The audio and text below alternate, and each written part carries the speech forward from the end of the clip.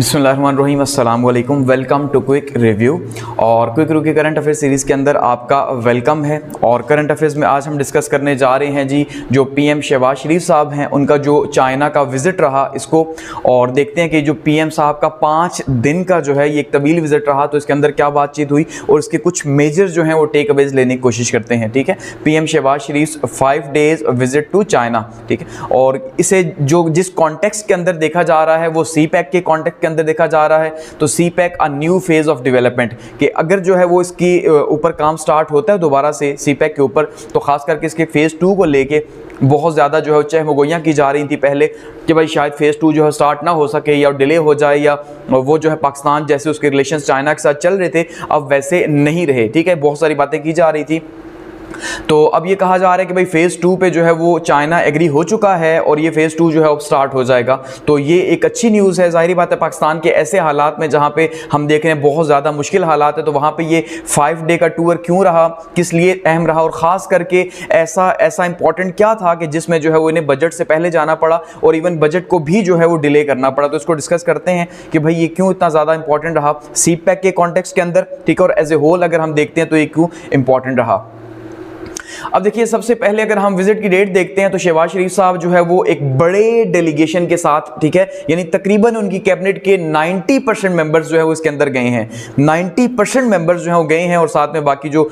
उनका पूरा का पूरा एक डेलीगेशन गया, सहाफ़ी वगैरह बाकी जो लोग गए हैं। तो ये 4 से लेके 8 जून तक का ये विजिट रहा। ठीक है, 2024। और ये विजिट इसलिए देखा जा रहा है काफ़ी ज़्यादा इंपॉर्टेंट है कि शहबाज शरीफ साहब या गवर्नमेंट की तरफ से ही कहा जा रहा है कि भाई इतने ज़्यादा डेलीगेशन का पर्पज़ ये है, इतने ज़्यादा लोगों को ले जाने का, कि हम हर मिनिस्ट्री के लेवल के ऊपर जो है वो चाइना से बातचीत करेंगे और वहां पे MOU साइन होंगे। तो फिलहाल ये कहा जा रहा है कि 32 MOUs जो है साइन हुए हैं डिफरेंट लेवल्स के ऊपर, बिजनेस लेवल के ऊपर या डिफरेंट जो कैबिनेट के जो कमिटीज हैं उनके लेवल के ऊपर या जो कैबिनेट मिनिस्टर्स हैं उनके लेवल के ऊपर। तो इसलिए हम इन्हें लेके गए हैं। ठीक है, बाकी आपको पता है क्रिटिसाइज भी किया जा रहा है कि भाई ऐसे हालात में जहां पे ऑस्टेरिटी चाहिए थी, जहां पे जो है पैसे बचाने थे, वहां पे इतना बड़ा ट्रिप आप क्यों लेके गए। ठीक है, और इसको देखते हैं। और इनकी जो मीटिंग हुई है, फिलहाल 2 हाई ऑफिशियल से इनकी पूरे ट्रिप के दौरान मीटिंग हुई है। एक हाई ऑफिशियल जो उनके प्रेसिडेंट साहब है, प्रेसिडेंट जी साहब, और दूसरे उनके जो प्राइम मिनिस्टर हैं, ठीक है, ली क्वांग साहब के साथ। इन दो के साथ इनकी मीटिंग हुई है। बाकी लो लेवल की मीटिंग्स हैं या प्राइवेट जो मीटिंग्स हैं वो रही हैं। सिर्फ ये 2 हाई लेवल की ऑफिशियल मीटिंग्स जो हैं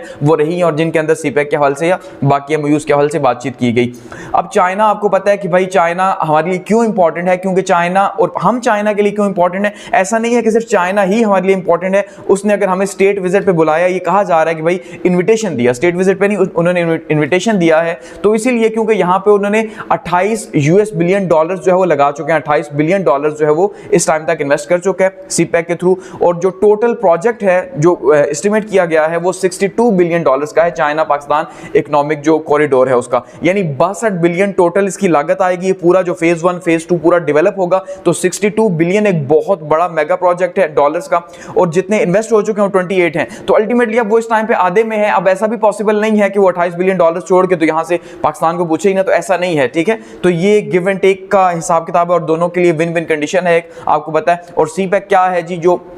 CPEC है पूरे पाकिस्तान को ये लिंक कर रहा है, मल्टीपल रोड्स, रेल रोड्स और मल्टीपल प्रोजेक्ट्स के थ्रू जो है वो लिंक किया जा रहा है। फेज 1 जो है इसका ऑलरेडी कंप्लीट हो चुका है और फेज 2 की जो है उस पर कहा जा रहा है कब काम स्टार्ट होगा। तो अब ये 2013 के अंदर जो है CPEC स्टार्ट हुआ था। अब अगर हम देखते हैं कि चाइना पाकिस्तान इकोनॉमिक कॉरिडोर क्या है, तो बेसिकली आप देखें यहाँ से ये जो आपको इस पिक्चर के अंदर दिखाई दे रही है, ये पूरे का पूरा जो है कहाँ से ये गुजर रहा है, पूरे पाकिस्तान से गवादर तक आ रहा है। ठीक है, चाइना के ईस्टर्न पार्ट को जो है वो मिला रहा है गवादर तक का। और चाइना के लिए भी ये फ्लैगशिप प्रोजेक्ट है, बहुत ज्यादा इंपॉर्टेंट है, क्योंकि चाइना की जो कॉस्ट है उसको बहुत ज्यादा रिड्यूस कर देगा, जो एक्चुअली में बहुत ज्यादा इंपॉर्टेंट है। और ये BRI का एक सब प्रोजेक्ट है, बेल्ट एंड रोड इनिशिएटिव जो है उसका, ये चाइना का जो ग्लोबल डेवलपमेंट का इनिशिएटिव है। ठीक है, इसको ग्लोबल डेवलपमेंट का इनिशिएटिव कहा जा रहा है। तो ये जो BRI है जो 167 कंट्रीज तक ऑलमोस्ट इस टाइम पे जो है वो पहुंचा हुआ है, तो उसका जो फ्लैगशिप प्रोजेक्ट है वो CPEC है जो पाकिस्तान से गुजरेगा। तो ये काफी ज्यादा इंपॉर्टेंट है चाइना के लिए। अगर इसको मजीद हम देखते हैं, देखिए इसमें सबसे इंपॉर्टेंट चीज जो रही है, ये कहा जा रहा है कि भाई real agenda of the trip क्या है, कि इस टाइम पे, जिस टाइम पे ये कहा जा रहा था कि 8 जून को जो है 8 जून 2024 को बजट पेश किया जाएगा, तो ऐसा क्या हुआ कि बजट को डिले कर दिया गया, ठीक है, और जो है वो चले गए चाइना, सारे के सारे मिनिस्टर, यानी पूरी गवर्नमेंट ही एक तरह से आप कह ले विद आर्मी चीफ जो है वो उठ के चले गए चाइना। तो ऐसा क्या है, ठीक है। अब यहां पे देखिए इसके हवाले से फिलहाल तक तो कोई कंफर्म नहीं कहा जा सकता कि ऐसा क्या है, लेकिन अब दो बातें यहां पे हमें समझ आ रही हैं कि सबसे पहली बात तो समझ आ रही है वो ये समझने की है कि भाई पाकिस्तान का बजट डिले हो रहा है। अब बजट डिले हो रहा है, इसका मतलब ये है कि बजट क्यों डिले हो रहा है, क्या बजट के लिए पैसे नहीं है, फंड्स खत्म हो गए, ये प्रॉब्लम्स हैं कहीं ना कहीं, या फिर हम ये कह सकते हैं कि पाकिस्तान की जो अभी रिसेंट नेगोशिएशन लगी हुई है आईएमएफ के साथ, तो क्या वहां पे टैक्सेस वगैरह के हवाले से जो बातचीत की गई है वो टैक्सेस इन्हें एक्सेप्टेबल नहीं है, कि इन्हें डर है कि भाई टैक्सेस अगर लगाए गए तो जाहिर बात है उसका आवाम से रद्द-ए-अमल आएगा तो मुश्किल हो जाएगा, तो उसके अगेंस्ट में अगर हम चाइना से कुछ ना कुछ लेके आते हैं तो उससे शायद जो है, या आईएमएफ को थोड़ी सी आंखें दिखाते हैं कि भाई सिर्फ तुम ही नहीं हो बल्कि हमारे साथ जो है चाइना या और भी बहुत सारी जो है वो लोग खड़े हुए हैं, तो इसका मतलब शायद वो थोड़ा हमारे पे होला हाथ रखे, ठीक है। और तीसरा ये कहा जा रहा है कि मैं भी जो है वो जो चाइना अपने लोन वापस मांग रहा था, और चाइना का जो ट्रस्ट था वो पिछले 1-2 माह में बहुत ज्यादा टूटा था, 1-2 साल में टूटा, ये तो टूटा ही टूटा, लेकिन 1-2 माह में जो है वो ऐसे बयान सामने आए थे, खास करके चाइना ने कहा था कि भाई जितने प्रोजेक्ट्स चल रहे हैं जिन पे चाइना का पैसा लगा हुआ है, आप ऐसा करें ऑफशोर अकाउंट्स के अंदर, ठीक है जी। ऑफशोर अकाउंट्स का मतलब है पाकिस्तान से बाहर उनकी गारंटी के तौर पर आप बॉन्ड्स वगैरह रखें, ठीक है, ताकि कभी भी आप डिफॉल्ट हो जाएं। अब चाइना जैसा मुल्क जो हम पे इतना ज्यादा शक कर रहा है कि अभी आप डिफॉल्ट हो जाएं तो हमारा पैसा वहां पे पड़ा, वो चाइना की कंपनीज कह रही थी। तो इसका मतलब यह है कि चाइना की जो गवर्नमेंट को जो ट्रस्ट का लेवल था वो इस लेवल पे आ गया कि उन्हें ये कहना पड़ा। सो इसका मतलब क्या है कि पहला बजट में क्या, बजट के बाद बजट के लिए सीपैक के लिए पैसे रखे जाएंगे, नहीं रखे जाएंगे, क्या सीपैक आगे लेके जाया जाएगा, प्रोजेक्ट नहीं लेके जाया जाएगा, क्या चलेगा, ये जो अनसर्टेनिटी थी इसको खत्म करने गए हैं, ये कहा जा रहा है, ठीक है जी। सीपैक के हवाले से कि अगर वो स्टार्ट होता है तो जाहिर बात है ये एक पॉजिटिव एज है जिसका बजट पे भी इंपैक्ट पड़ेगा और यहाँ की बिजनेस कम्युनिटी पे भी इसका इंपैक्ट पड़ेगा। एक पॉइंट ये, दूसरा आईएमएफ को भी आंखें अगर दिखानी है तो अल्टीमेटली चाइना के साथ कोई ना कोई डील होनी है, तभी जो है वो आईएमएफ की जो बातें हैं वो हम थोड़ा कम मानेंगे, अदरवाइज मानेंगे तो सही। तीसरा बजट जो है शायद उसके लिए कुछ ना कुछ फंडिंग के हालात जो हैं वो इस तरह से बनाए जा रहे हैं। और चौथा जो है सबसे इंपॉर्टेंट, जो चाइना ने अपना कर्ज वापस मांगा उसकी रीसर्विसिंग है। रीसर्विसिंग का मतलब ये है कि भाई दोबारा से हम उसे कहेंगे देखो हमने आपके $2 बिलियन देने थे, ठीक है, यानी कि अगर $1 बिलियन देना है या $1.5 बिलियन देना है तो 50 बिलियन के ऊपर सूद होगा। आप ऐसा करो, आप 2 बिलियन का ही हमें कर्ज दे दो इसी नई अमाउंट के ऊपर, क्योंकि जब भी उसको रीसर्विसिंग करवाएंगे तो नई अमाउंट के ऊपर जो है सूद लगेगा, ठीक है। तो रीसर्विसिंग अब दोबारा करवाई जा रही है जिसकी कॉस्ट पाकिस्तान को हमेशा से ही पड़ रही है, और पाकिस्तान हमेशा से ये कर रहा है। कभी भी पाकिस्तान पैसे वापस नहीं कर पाया टाइम पे, तो फिर वो क्या करता है, फिर वो रीसर्विसिंग करवाता है, फिर उसी डेट के ऊपर नया ले लेता है, फिर नया, तो उससे ज्यादा से ज्यादा कर्ज चढ़ता जा रहा है। तो मल्टीपल आप इसे एंगल से देख सकते हैं, ये जो टूर है मल्टीपल एंगल से डिस्कस किया जा रहा है। तो सबसे पहले कहा जा रहा है जी strange timing of the budget postponement, कि सबसे पहले क्यों जो है चाइना का ट्रिप इतना इंपॉर्टेंट हुआ कि जिससे जो है वो इस बजट को पोस्टपोन कर दिया गया। अब टाइमिंग जो है वो क्रिटिकल है क्योंकि आईएमएफ के साथ भी चीजें हमारी जो है डील के अंदर चल रही हैं, ठीक है। अच्छा, प्रायोरिटीज और डिसीजंस की बात की जाए तो इस टाइम पे प्रायोरिटी बजट था, लेकिन अगर बजट से भी ज्यादा कोई अहम चीज है तो इसका मतलब बजट के अंदर कुछ ना कुछ प्रॉब्लम्स हैं इस टाइम पे, जिस वजह से ये जो है ये ट्रिप रखा गया है, ठीक है, कि शायद जो है इस टाइम पे बजट में एलोकेशन के लिए कहीं ना कोई प्रॉब्लम है।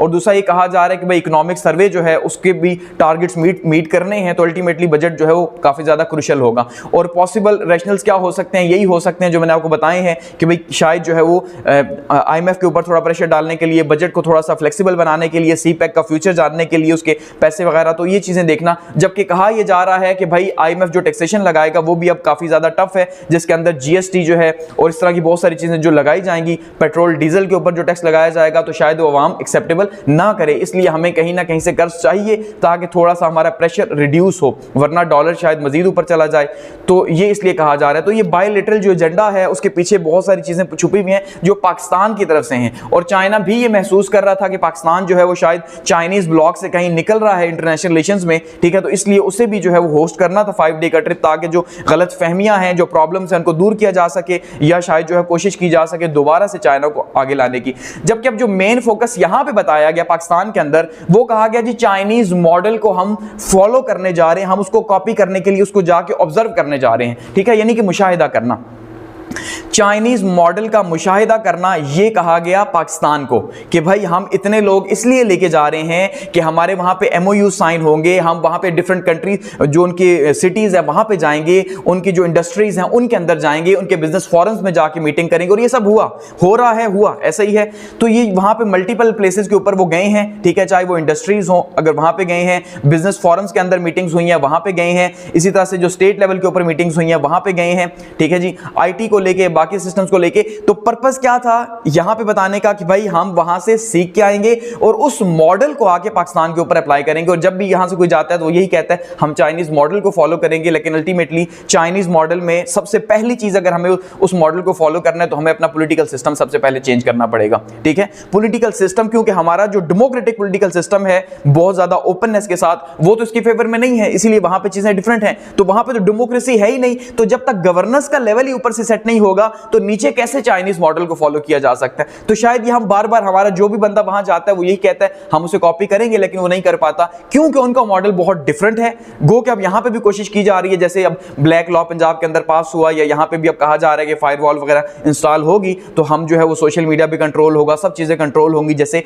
चाइना के अंदर है, ताकि तनकीद ना और गवर्नमेंट जो है फुल फोकस कर सके तरक्की के ऊपर, ये कहा जा रहा है, ठीक है। तो वहां पे तो वन पार्टी आप देख लें, यहां पे तो मल्टीपल पार्टीज हैं, तो कैसे फॉलो होगा। तो शहबाज शरीफ साहब जो है उनकी चाइनीज प्राइम मिनिस्टर से जो है वो मीटिंग हुई है वहां पे पहली, ठीक है जी, और उसके बाद जो है प्राइम मिनिस्टर से जो है उनके प्रेसिडेंट साहब से मीटिंग हुई, और वहां पे जो प्राइम मिनिस्टर से जो बातचीत हुई है उसके अंदर ली क्वांग साहब के साथ बीजिंग के अंदर, उसमें जो बातचीत की गई है, जो एजेंडा था वो था सी पैक, ठीक है, और सी पैक के हवाले से बातचीत की गई, और फॉरेन ऑफिस ने भी यही कहा कि भाई वहां पे जो बातचीत हुई है वो सी पैक को लेके हुई है और सी पैक के फेज 2 को लेके हुई है। और खास करके आपने देखा था कि चाइनीज जो है मार्च के अंदर चाइनीज के ऊपर एक अटैक हुआ था, बिशाम अटैक, उस हवाले से चाइनीज को काफी ज्यादा कंसर्न थे, और कहा जा रहा था कि 90% वर्क जो है वो चाइना ने स्टॉप कर दिया था कि भाई आप, चाइना को इस बात पे डाउट था कि बार बार ये अटैक हो रहे हैं तो हमें सिक्योरिटी नहीं दी जा रही, तो इसलिए बहुत ज्यादा गलतफहमियां पैदा हो चुकी थी, और पाकिस्तान ने अपनी तरफ से ये रीअश्योर भी करवाया था कि हम जो है वो ये देखेंगे कि भाई ये सिक्योरिटी जो प्रॉब्लम्स हैं ये देखेंगे, और अफगानिस्तान से भी बातचीत चल रही थी कि भाई बिशाम अटैक वहां से हुआ है तो आप हमें वो बंदे प्रोवाइड करो। तो ये भी गलतफहमियां जो है मौजूद थी सी पैक को लेके, तो सी पैक बहुत ज्यादा अनसर्टेन था।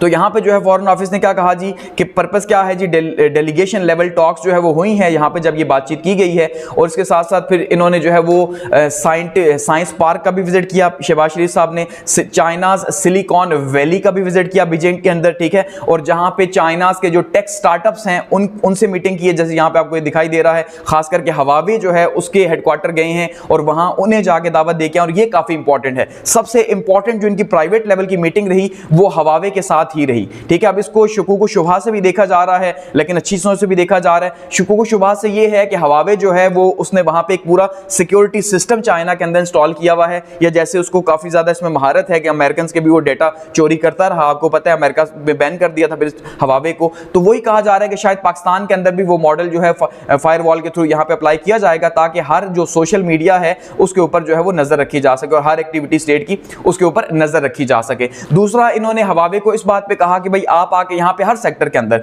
चाहे वो एग्रीकल्चर का सेक्टर है, चाहे वो बिजनेस का सेक्टर है, इवन यहां तक कि वो गवर्नेंस का सेक्टर है, टैक्सेशन का सेक्टर है, एफबीआर है, ठीक है, इन सब में आके आप क्या करें, हमारी हेल्प करें, हमारे साथ मिलकर काम करें, यहां पे इन्वेस्टमेंट करें, यहां पे R&D करें, ठीक है जी, रिसर्च एंड डेवलपमेंट। और आपको पता है चाइना में सबसे ज्यादा, इवन दुनिया में सबसे ज्यादा अगर किसी का बजट है R&D के ऊपर तो वो हवावे का है, हवावे सबसे ज्यादा R&D के ऊपर, रिसर्च एंड डेवलपमेंट के ऊपर इन्वेस्ट करता है, ठीक है। तो वो कहा गया कि यहां पे आके इन मल्टीपल लेवल्स के ऊपर काम करें और इनको एडवांस करने में हमारी हेल्प करें, तो ये एक अच्छी बात है। लेकिन जो दूसरी कही जा रही है कि भाई एक सिक्योरिटी सिस्टम भी उनसे लिया जाएगा या उसके थ्रू चीजों को कंट्रोल किया जाएगा, तो वो काफी खतरनाक है। तो फिलहाल बात जो है वो सामने जो आई है वो कटिंग एज टेक्नोलॉजीज के हवाले से ही है,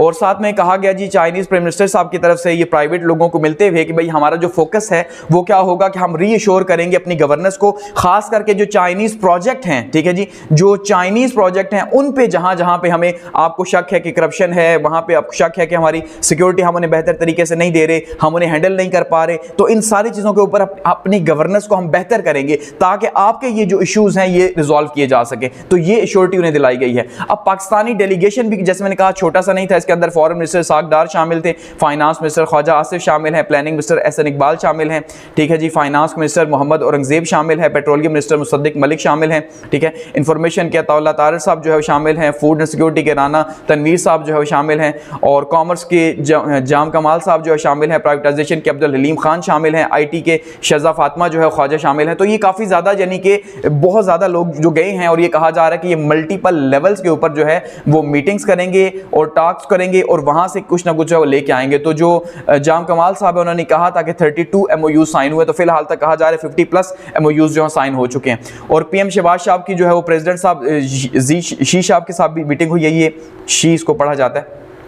तो प्रेसिडेंट जो शी साहब है उनके साथ भी मीटिंग हुई और वहां पे CPEC के ऊपर बात की गई और खास करके उसके सेकंड फेज के ऊपर बात की गई और ये कहा गया कि इनॉग्रेशन इसकी की जाए और यहाँ चाइना में की जाए और ताकि जो है हम इसको दुनिया को दिखा सके और एक पॉजिटिव एज हो। और यहाँ पे जो है और भी बहुत सारी बातें हुई होंगी अल्टीमेटली जो भी ये इश्यूज वगैरह लेके गए थे, लेकिन जो सामने जो कोट किया गया वो यही कहा गया, ठीक है। और ये कहा जा रहा है चाइना की तरफ से कि भाई उन्होंने ये बात कही है कि हम आपके मॉडल को कॉपी करना चाहते हैं, ठीक है। उन्होंने प्रेसिडेंट साहब को कहा कि हम चाहते हैं कि आपके मॉडल को कॉपी करें, पाकिस्तान के अंदर जाके पाकिस्तान जो है वो तरक्की करे। और साथ में उन्होंने कहा है कि भाई हमने जो बात की है वो इकोनॉमिक रिफॉर्म्स के ऊपर की है, सस्टेन ग्रोथ के ऊपर की है, इंडस्ट्रियल डेवलपमेंट के ऊपर की है, एग्रीकल्चरल मॉडर्नाइजेशन के ऊपर की है, रीजनल कनेक्टिविटी के ऊपर की है, ठीक है। तो ये सारी चीजें ही CPEC का हिस्सा हैं कहीं ना कहीं। तो कहा गया कि हम जो है वो इसी को मजीद आगे लेके जाना चाहते हैं। तो ये बातें जो है वहां पे क्यों उन्होंने इस बात पे कहा कि ठीक है हम इस पे आगे मजीद इसको लेके जाएंगे। इसके साथ साथ उनकी मीटिंग हुई और ये मीटिंग हुई कहां पे थी जी, उनकी ग्रेट हॉल के अंदर हुई थी और ये एक खास हिस्टोरिक हॉल है चाइना का, ठीक है। और वहां पे मीटिंग हुई है, आसिम मुनीर साहब भी जो है वो आर्मी चीफ पाकिस्तान के मौजूद थे। हाई लेवल टॉक्स हुई हैं जी चाइना और पाकिस्तान के बीच में और कहां कहां पे हुई है जी, IT के लेवल के ऊपर, एग्रीकल्चर के लेवल के ऊपर, मिनरल, स्टील, टेक्सटाइल और रीन्यूएबल एनर्जी। तो ये डिफरेंट सेक्टर्स हैं, इनमें मीटिंग्स हुई हैं वहां पे और बातचीत हुई है। तो उस लिहाज से काफी ज्यादा इंपॉर्टेंट है। और यहां पे शहबाज शरीफ साहब ने कहा कि this model is enough to copy and stimulate if we are sincere to our purpose and people, कि अगर हम मुखलिस हैं तो जाहिर बात है ये चीजें जितना हम देख चुके हैं ये काफी हैं। उसके बाद सबसे इंपॉर्टेंट सिटी में जो है वो ये गए हैं, यहां पे आप इस पिक्चर देख लें कि काफी इंपॉर्टेंट सिटी है और ये है जी शियोन सिटी इनका, ठीक है जी। ये जो शियोन सिटी है ये काफी इंपॉर्टेंट और कहा जा रहा है सबसे डेवलप्ड सिटी है चाइना का और इसने बहुत तेजी से ग्रोथ की, इसका GDP भी बहुत ज्यादा है। इवन पाकिस्तान के GDP से सिर्फ एक सिटी का GDP बहुत ज्यादा है। इंडस्ट्रियलाइजेशन है यहाँ पे, सब कुछ है, मॉडर्नाइजेशन है। तो इसलिए PM साहब यहाँ पे अपने डेलीगेशन को लेके गए कि यहाँ पे इंडस्ट्रीज का विजिट करें, यहाँ देखें कि क्या हो रहा है, ठीक है, किस तरह से हो रहा है। और यहाँ पे हाई लेवल की मीटिंग्स हुई और खास करके इनकी म्यूजियम में गए हैं, जो मिट्टी के बने हुए उनके मुजस्समे हैं, ठीक है, उसमें गए हैं। तो प्राइम मिनिस्टर साहब जो है वो यहाँ पे और जो सदर साहब के साथ मीटिंग हुई है इसी सिटी के अंदर हुई है,